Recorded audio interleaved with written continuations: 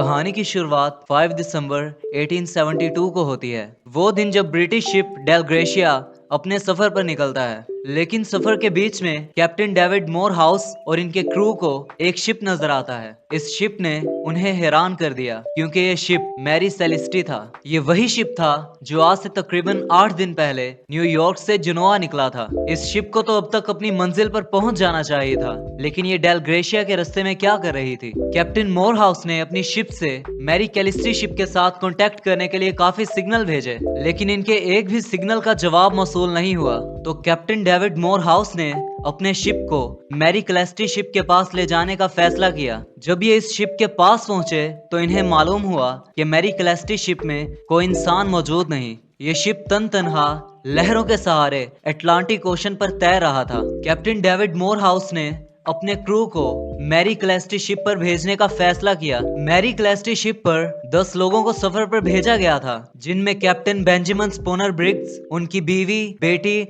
और 7 crew members थे। लेकिन इस वक्त इनमें से एक भी इंसान इस शिप पर मौजूद ना था। तो यही वो दिन था जब मैरी कैलिस्ट्री इंसानों के लिए एक मिस्ट्री बन गया।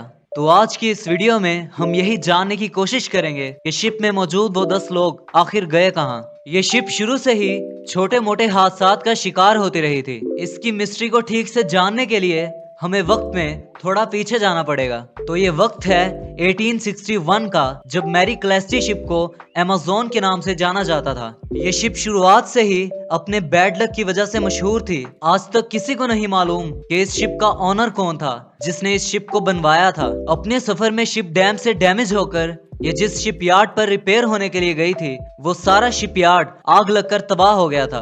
अटलांटिक ओशन में इसने एक शिप को टक्कर मारकर उसे समुद्र में डुबा दिया, लेकिन इस पर आंच तक नहीं आई। ऐसे बहुत से छोटे बड़े वाकयात इस शिप के साथ मुंसलिक थे। तो क्या ये कोइंसिडेंस था? इसके इसी बैड लक की वजह से इसके लास्ट ओनर ने इसे टूटी फूटी हालत में लाकर कनाडा के पोर्ट पर खड़ा कर दिया। 1868 में इस शिप को एक अमेरिकन मैरिनर ने खरीदा और इसे रिपेयर करके इसका नाम मैरी सेलेस्टी रख दिया। लेकिन सिर्फ नाम बदलने से इस शिप की किस्मत नहीं बदलने वाली थी। तो ऐसे ही ओनर्स की ओनरशिप बदलते बदलते ये शिप कैप्टन बेंजामिन ब्रिग्स के पास पहुंचा। वही कैप्टन जो 5 दिसंबर 1872 को इस शिप से गायब हो चुके थे। जब डेल ग्रेशिया का क्रू मैरी सेलेस्टी शिप के अंदर दाखिल हुआ तो इन्होंने देखा कि हर चीज अपनी सही हालत में मौजूद थी। सारा जरूरी सामान और खाने पीने की चीजें अपनी असली हालत में मौजूद थीं। थोड़ी छानबीन के बाद कैप्टन के रूम से एक लॉग बुक मिली। ये लॉग बुक उस जमाने में कैप्टन अपने पास रखते थे, जिसमें शिप में आने वाले इश्यूज के बारे में लिखा जाता था। लेकिन इस लॉग बुक में आखिरी एंट्री 25 नवंबर की थी। इसका मतलब कि तकरीबन 10 दिन से ये जहाज अकेला तैर रहा था। डी ग्रेशिया के कैप्टन ये समझ नहीं पा रहे थे कि आखिर शिप में हुआ क्या था। इतने में उनकी नजर शिप के लाइफ बोट सेक्शन की तरफ जाती है। यहाँ पर लाइफ बोट मौजूद नहीं थी। इसका मतलब शिप में ऐसा कुछ जरूर हुआ था जिसकी वजह से उन लोगों को यहाँ से भागना पड़ा। एक और चीज नोट की गई कि शिप के अंदर काफी जगहों पर पानी भरा हुआ था, लेकिन ये पानी इतना न था कि इस साइज के शिप को डुबा सके। तो इंटरनेशनल सैल्वेज लॉ के मुताबिक जो इंसान किसी शिप को रेस्क्यू करता है उसे उस शिप की वैल्यू के मुताबिक रिवॉर्ड दिया जाता है। तो यही सोचते हुए डी ग्रेशिया के कैप्टन उस शिप को अपने साथ ले गए। मुख्तलिफ अथॉरिटीज ने इस शिप पर काफी इन्वेस्टिगेशंस की कि आखिर इस शिप के साथ हुआ क्या होगा, लेकिन इन तमाम इन्वेस्टिगेशंस का कोई रिजल्ट नहीं निकल सका। इसके बाद लोगों ने इस शिप के बारे में कहानियां बनाना शुरू कर दी। कुछ लोगों ने कहा कि इस शिप के लोगों को एलियंस ले गए हैं, तो कुछ लोगों ने इस हादसे का जिम्मा एक समुद्री शैतान को दे दिया। क्योंकि ये शिप शुरू से ही हादसात का शिकार होती रही थी, तो कुछ लोगों ने कहना शुरू कर दिया कि इस शिप पर जिन्नात का राज है, और तभी से लोगों ने इस शिप को घोस्ट शिप कहना शुरू कर दिया। पर उस दिन एक्चुअली इस शिप पर क्या हुआ था, इसके बारे में आज तक किसी को सही से मालूम नहीं, लेकिन इसके बारे में कुछ थ्योरीज जरूर पेश की गई हैं। कुछ लोग कहते हैं कि डी ग्रेशिया के कैप्टन ने ही उन तमाम लोगों को मारा और सैल्वेज लॉ के मुताबिक इनाम लेने के लिए शिप को वापस ले आया।